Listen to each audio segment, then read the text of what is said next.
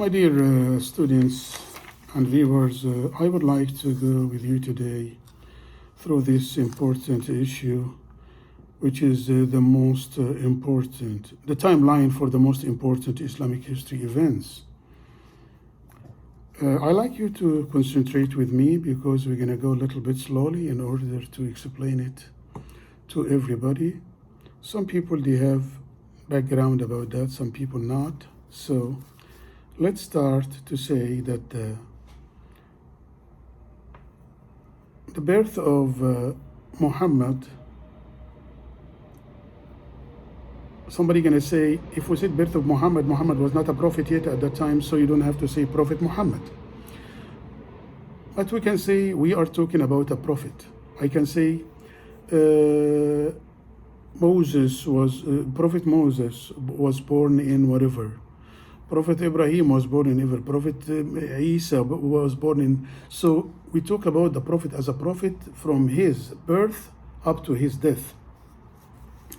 So when they say birth of Prophet Muhammad, he was born 570 AD. It means 570 years after Jesus' birth, peace be upon both of them.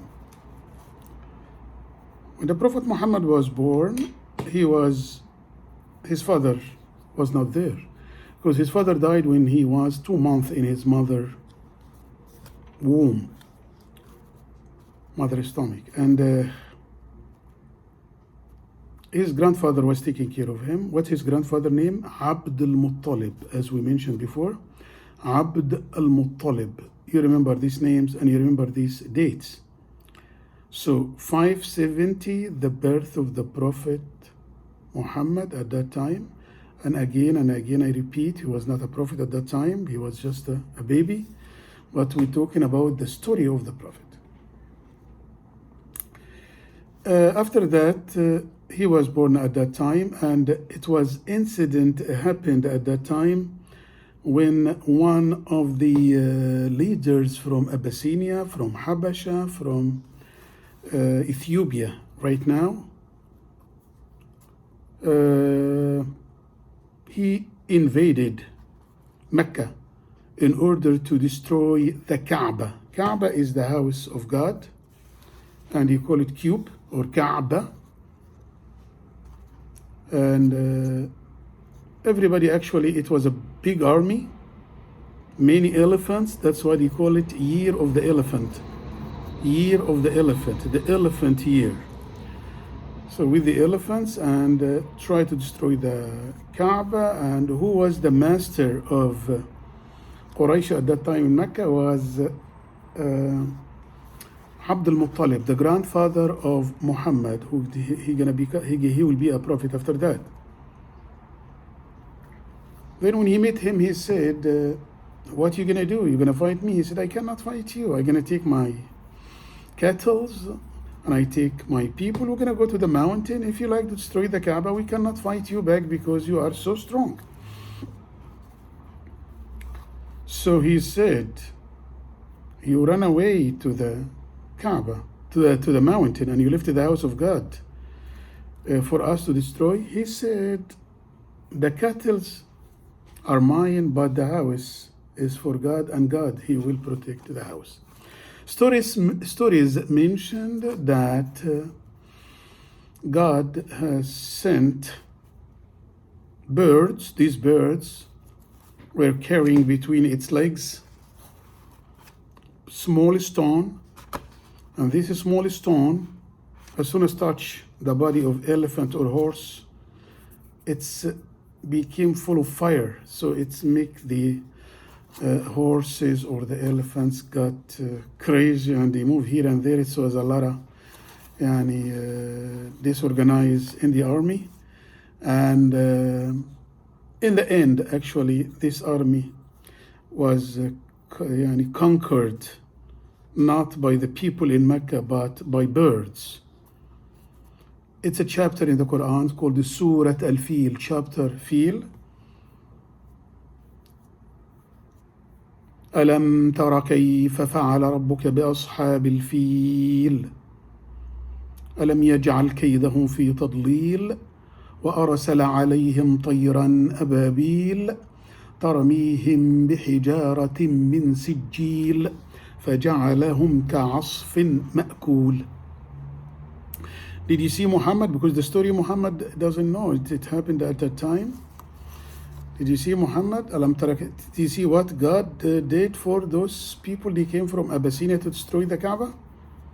أصحاب الفيل, the people come with the elephants.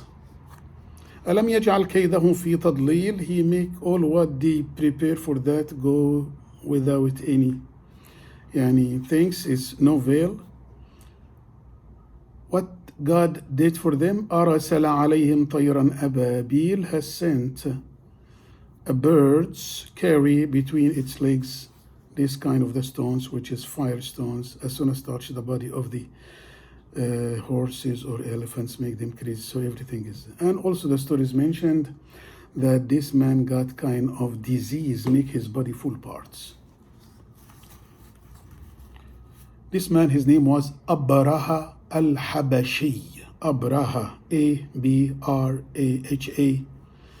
And the story, it's in the, if anybody reads about the Islamic history, he will read about this story. What happened after that? Muhammad grew up in this atmosphere. His grandfather died. Who was taking care of him? His uncle. His uncle was, he had many children and he was not that rich person, but he was taking care of Muhammad. Arabs at that time, they used to have a kind of tradition or customs. They send their children to the desert with some people to feed them, like a breastfeed, in order for them to live in the desert with the dry weather, with this stuff. A lady, her name is Halima As-Saadiyya. She took Muhammad, the child at that time.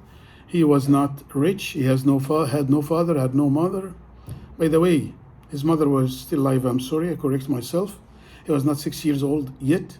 He went to the desert with Halima As-Saadiyya, and she was in a very, she was in a poor lady. She went to Mecca to take somebody. He has a father, he has a mother to give her money. But everybody took a child except her. She didn't take anybody, and was only one left, Muhammad. She took him. She said, let me see.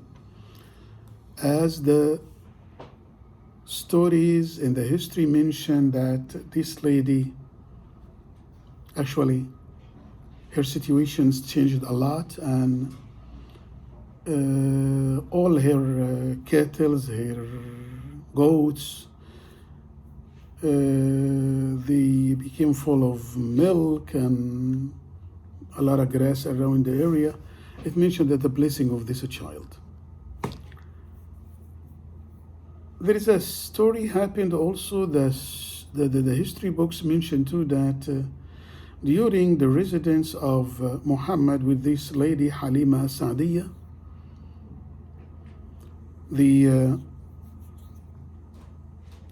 her son saw Muhammad at that time that two people, they were white. They came and they opened his chest and they took out the black stuff from inside and they bring his chest again. The story mentioned that God took from his chest all what mentioned to hate, jealousy, the disease of what they call it. A lot of people have it and they don't consider it as a disease.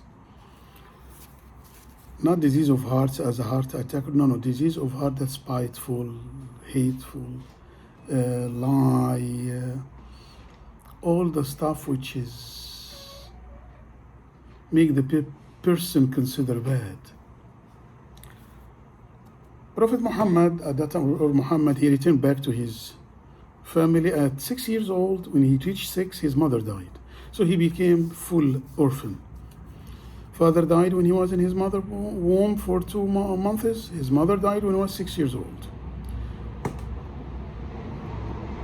As I mentioned, his grandfather was taking care of him. After that, his uncle Abu Talib, and he started to work like his tribe in trading. It was a two trips every year, one for Levant area, one for Yemen, one for Damascus, and one for Yemen. At that time, these areas consider in a better situation, financially better than Mecca. So Muhammad used to work in this business. When he reached 25, his name was really known as an honest person, nice person. Everybody talking about him as a very, a good role model for any people from young generation. During his youth time, all the people in his age used to go to the clubs and drink and look at the women when they dance, but he didn't do that. He used to go to the desert or to the mountain and stay in a cave, this cave called the Hira, and try to have kind of a spiritual and a kind of meditation with God. When he reached 25, he works for a lady, her name is Khadija bint Khuwaylid. Khadija bint Khuwaylid. She was a very rich lady. Her husband died and she was wealthy, and many of the people in Quraysh were wealthy, rich, in a good positions. People, they try to marry her, but she knows that they want to marry her because of her money, not because of her. So what happened after that? She saw Muhammad and she heard about Muhammad, and she was 40, he was 25. Imagine a lady, she is 40 years old, and a young man, 25 years old, and she asked her maid, do you think if I ask Muhammad to marry me, he will marry me or not? And everybody knows about Muhammad. He is a well-mannered. He's a very polite person, respects everybody respects him. And when somebody told him that, he said, why not? She's a very respected lady. And if you're gonna say he married her because she's rich or something, we don't know about that, but could be yes, could be no. But his morality actually, and people, they know about him that he's not the person he can marry because of this. But anyway, he married her, and he got from her the children. First girl, Zainab. Second girl, Ruqayya. Third girl, Kulthum. Fourth and last girl, Fatima. He got his daughters from her. We're going to talk about boys later, but not from her. At that time, the Prophet Muhammad, from 30 until 40, he used to go more to the cave and sit and worship. Also look at the sky and try to understand why people, they worship statues, and they make their statues, they made it from whatever, from stones, sometimes from food. As I mentioned to you before, they made them from dates, soft dates, and he worshiped his God all day. By the end of the day, he got hungry, he eats his God, which doesn't make any sense. So he was thinking about why the people, they think like that, until he reached 40. And while he was in the cave, Gabriel, the angel, came and he shook him like that. He said, Iqra, read. The Prophet said, I'm not a reader, I don't know how to read, I'm illiterate. Second time, third time, Iqra, and he said, Ma ana biqari, I cannot read. Then Jibril, he said these 5 verses. Bismillahir Rahmanir Rahim. اقرأ باسم ربك الذي خلق الإنسان من علق اقرأ وربك الأكرم الذي علم بالقلم علم الإنسان ما لم يعلم. With these 5 verses, Prophet Muhammad, at that time we can say he became a prophet after this revelation. He ran to the house shaking, and he said, cover me, cover me. And then after that, he said, and Khadija, his wife, his beloved one, she treats him like a wife, like a mom, like a sister, like everything. And she said, you are a good person. You don't do anything bad. God will not do anything bad for you. And she asked one of her cousins, he was like a priest. He was very knowledgeable about the religion, and he was Christian. He told her, Muhammad will be a prophet of this nation. And he told her, just let him calm down and everything will be okay. Since that time, the Prophet Muhammad got the order to start to call people to say, we bear witness there is no God but Allah, and I am the last messenger of Allah. I'm gonna stop by this point and then I come back to continue. It seems like we're gonna make many parts of this to follow up this most important times in Islam. So the Prophet was born in 570, beginning of the revelation 610, all this AD. After that, we're gonna go through when the Prophet start to call his people or invite his people to Islam, what he gonna face from difficulties, and this is what we're gonna discuss in next episode, which you're gonna get it right away, inshallah.